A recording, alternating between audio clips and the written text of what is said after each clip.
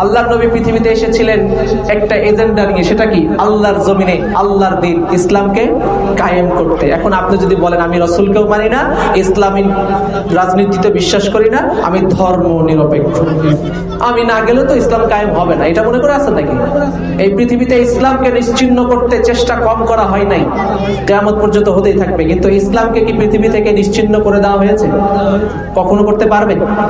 আল্লাহ বলছেন সূরা তাওবার ৩২ নম্বর আয়াত, ইউরিদুনা আন ইউতফিউ নূরাল্লাহ বিআফওয়াহিহিম ওয়াল্লাহু মুতিম্মু নূরিহি ওয়ালাউ কারিহাল কাফিরুন। আল্লাহ বললেন তারা মনে করছে ইসলামকে ফু দিয়ে নিভিয়ে দিব, ইসলামের আলোকে ফু দিয়ে উড়িয়ে দিব, ইসলামকে দুনিয়া থেকে নিশ্চিহ্ন করে দিব, কিন্তু পারবে না। কাফেরেরা অসন্তুষ্ট হলেও আমি আমার দিনকে আমার জমিনে প্রতিষ্ঠিত করে ছাড়বো। পরের আয়াতে আল্লাহ বলছেন হুয়াল্লাযী আরসালা রাসূলাহু বিল হুদা ওয়া দীনিল হক লিইয়ুযহিরাহু আলাদ দীনি কুল্লিহি ওয়ালাউ কারিহাল মুশরিকুন।